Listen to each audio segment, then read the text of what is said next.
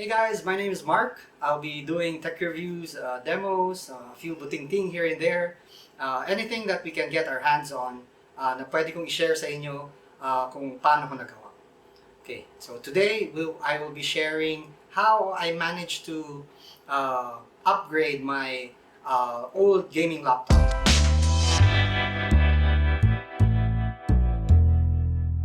Around 2014, I bought a Lenovo Y500 online.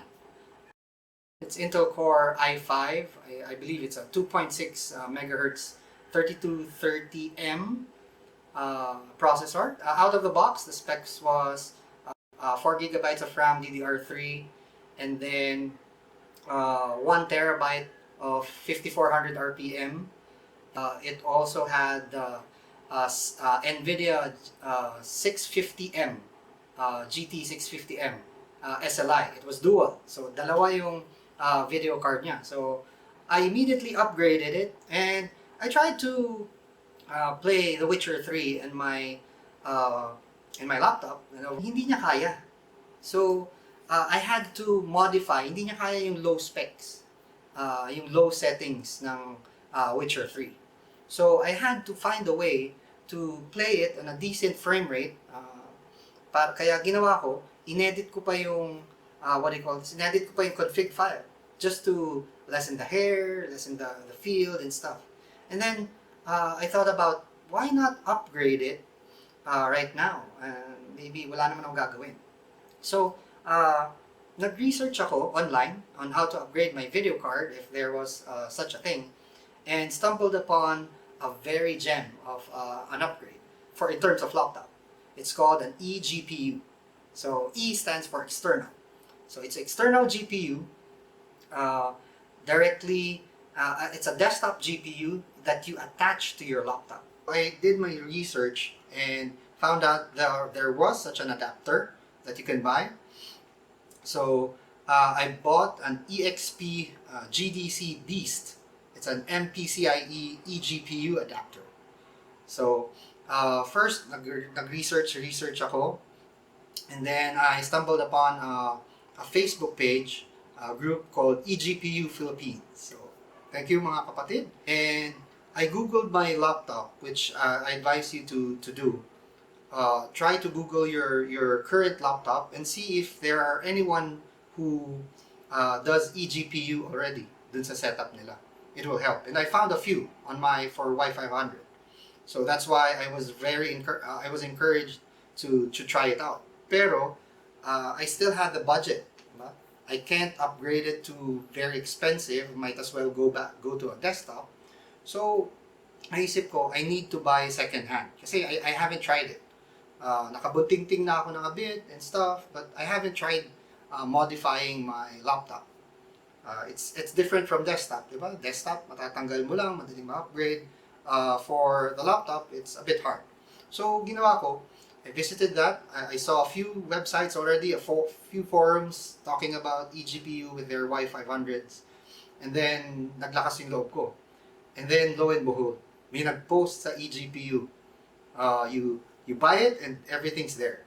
So, I think it was around 3,500 for the adapter, and then a Palit 750 Ti video card. It was a 2 gigabyte video card, but it's a big step from my 650M. For those that think na it will run like a desktop, no. There are performance issues. You'll be hit with 10, maybe 15% performance downgrade. So hindi siya tatakbo. If you've seen, if you're running maybe 1080 or a 2060 video card in your laptop, it won't run as fast as running in a desktop. Okay? So dun pa lang, if you see reviews on the desktops that it's running 60 frames per second, and then you're seeing that you're only running 40, then it might be accurate.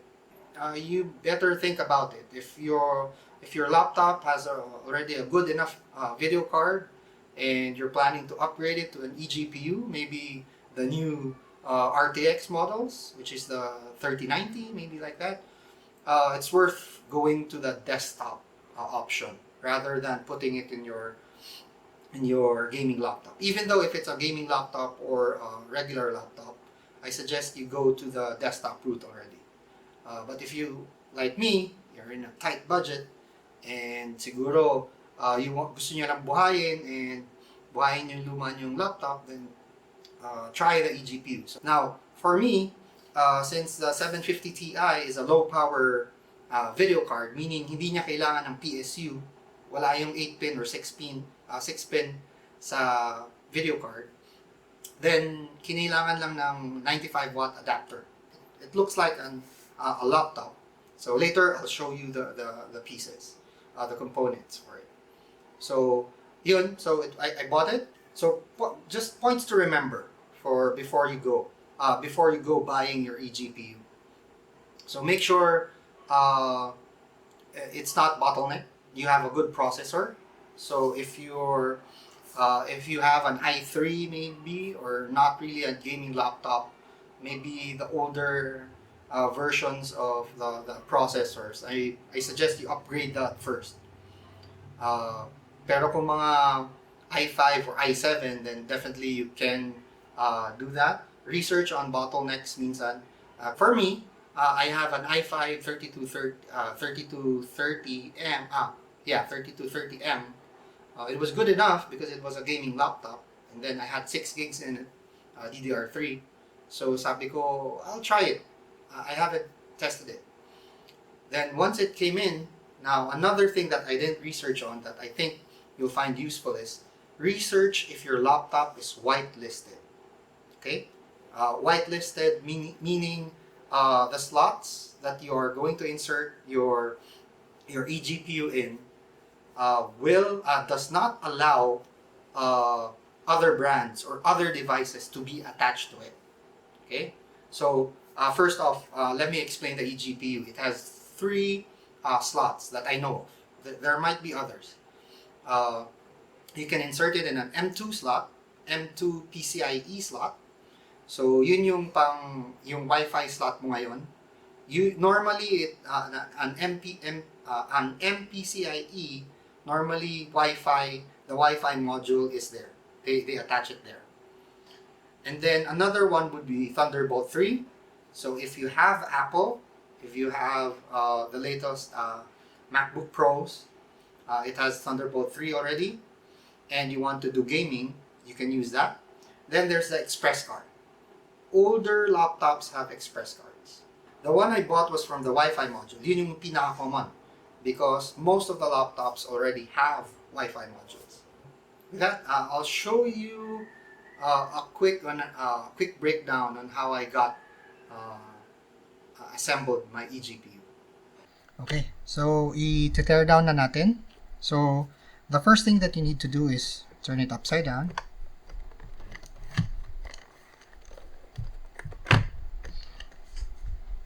There. And what I did was, tinanggal ko na yung screws. Make sure to remove all the screws properly and use the correct screwdriver. Ingat lang kasi minsan maliit lang talaga yung screw. So kung nagkamali kayo na loose thread, mahirap na siya tanggalin. Okay? Remove the batteries. Usually may lock siya. So need to remove the battery first. Then if you have extra base, remove them. Mine's here, yung SLI ko, yung the other video card. Ngayon hard drive na siya dahil hindi ko na siya ginagamit. So make sure to remove that too. See? Extra video card to, pero pinalitan ko ng hard drive kasi ngayon naka eGPU na ako. And then you remove the cover. Make sure tinanggal nyo na lahat ng screws. And then may clips pa siya, so medyo may force ng konti. And then here is my laptop. Okay, so ito yung memory cards ko. It doesn't matter if it's a different brand as long as it's the same timing and the same voltage. So dalawa lang yung slots ng akin. So dalawang 4 gig and it's 8 gig. Maximum ng Y500 is at I think 16 gig lang. And then this is the M2 SSD card. I'm not sure if you can put your eGPU here because it's also an M2 slot. Pero I don't think it's a PCI-E. So ito yung kailangan nating tingnan. So if you have your Wi-Fi module here, dito nyo ilalagay yung eGPU nyo. Okay? So ngayon meron tayo, these are the two antennas for your Wi-Fi. Pop nyo lang pataas. Dapat matanggal siya. Hindi pagilid, kundi pataas. Yan. So, huwag niyong pilitin. Siguro sa simula, medyo matigas. Pero pataas siya dapat. Okay? If you can see, bilog lang siya doon. And then, you unscrew this. Usually, yung akin dati silver, nagkamali ako, and it took me like 3 days to remove.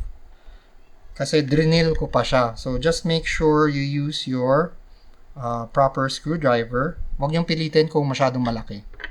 Maliit lang kasi talaga to. And then magpa-pop up siya diagonally. You just lift it. Follow kung saan siya pa-diagonal.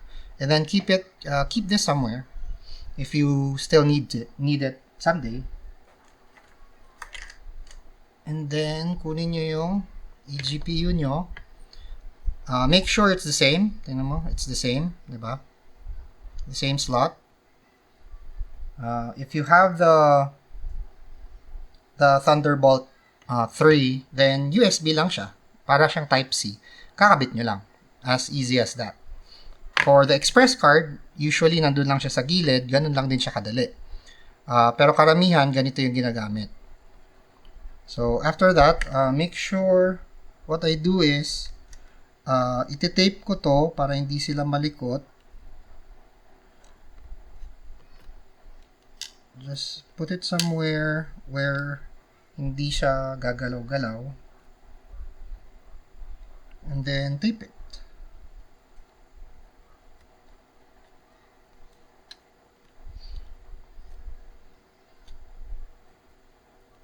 Yan. Kasi baka gamitin ko someday. Balik ko. So, just put it there. And then, ikabit nyo, diagonal din. And then, press it down. So, screw nyo balik using the same small screw.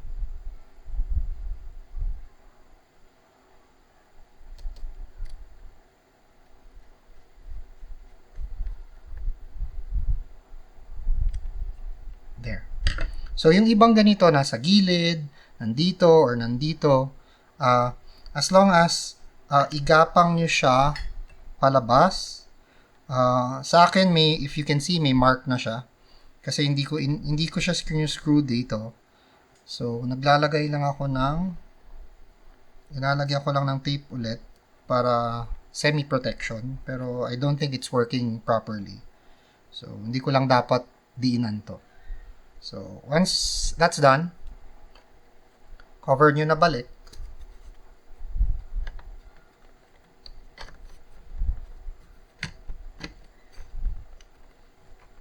And then, screw everything. Yung iba, binubutasan nila, tinutunaw nila, or kung saang nakalagay. That's much better. In my case, dahil ginagamit ko pa to, hindi ko dito linusot. Dito ko na lang, hindi ko na lang to screw. Okay? That's it for the hard part. Na natin ikabit yung ating eGPU. So, ito, yung dulo ng linagay natin sa laptop is HDMI. Dito siya. So, meron siyang USB, meron siyang pin. Pag PSU yung gamit nyo, yung normal power supply, dito nyo ikakabit. And then, ito yung 6-pin. Ito yung 8-pin. So, for me, since ito yung gamit ko, parang adapter din ng laptop, it's 95 watts. And since yung 750 Ti and my 1050 Ti na video card only runs at 75 watts, then 95 watts is more than enough. So, yung dulo niya is parang sa normal na laptop. So, yun yung ikakabit ko dito. Then, this goes to the socket. And then,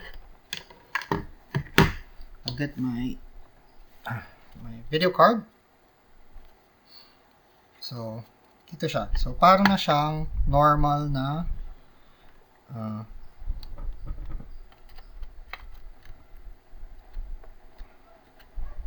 like that. So, tatayo siya ng ganyan.